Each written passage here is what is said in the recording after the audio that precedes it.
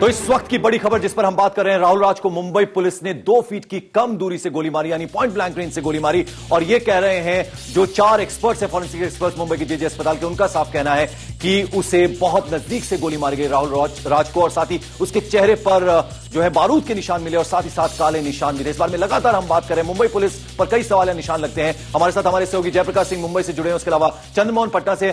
Jayaprakash, Johnny Joseph जो है वो बेल बाजार गए थे, बाकायदा बस को दोबारा उस मौके पर लाया गया था, चश्मदीदों को वहां बुलाया गया था, उसकी रिपोर्ट भी अभी तक शायद सामने नहीं आई।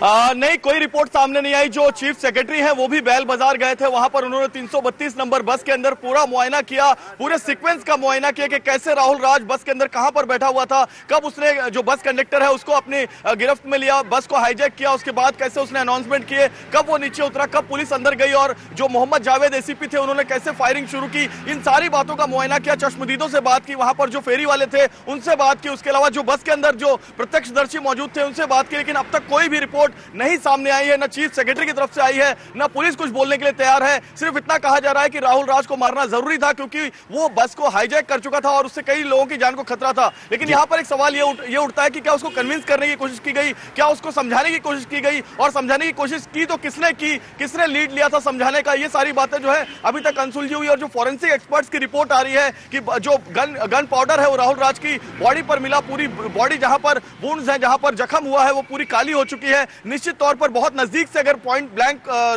पिस्टल से मारा जाएगा तभी जो है ये होता है, दूर से अगर मारा जाएगा तो ऐसा निशान नहीं आता। ये एक सबसे बड़ा सवाल है कि राहुल राज को कैसे गोली मारी पुलिस ने, एकदम नजदीक से उसको पकड़ के मारा या फिर एकदम उसको कन्विंस करने के पहले ही गोली मार दी और बाद में जो है उसको अपनी गिरफ्त मिले, ये सवाल सबसे बड़ा है। जी बिल्कुल, और ये सवाल जो है मुंबई पुलिस के सामने अब मुंह बाए खड़े हैं। लगातार राहुल राज की जो बहनें वो ये कहती आई हैं कि हत्या है, ये एनकाउंटर नहीं है और उसे ओवर पावर किया जा सकता था, ये मुंबई पुलिस ने क्यों नहीं किया। राहुल राज एनकाउंटर मामले में जो पुलिस सीना तान रही थी अब खामोश है। इसकी वजह साफ है, कुछ ऐसे चुभते हुए सवाल जिसे उसे ना तो उगलते बन रहा है और ना ही निगलते बन रहा है।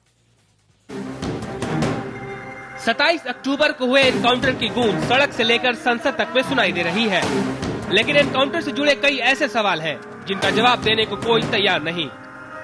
राहुल ने एक देसी पिस्तौल की नोक पर बस हाईजैक करने की कोशिश की।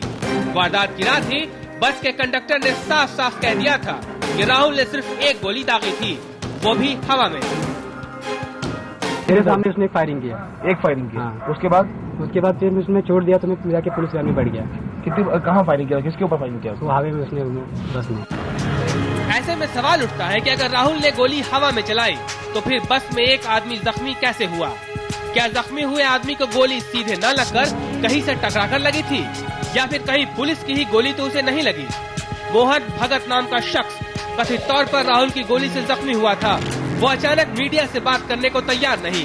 पुलिस ने राहुल राज पर 13 गोलियां दागी, जिसमें से 4 उसे लगी और उसकी मौत हो गई, यानी बाकी 9 गोलियां अपना निशाना चूक गई।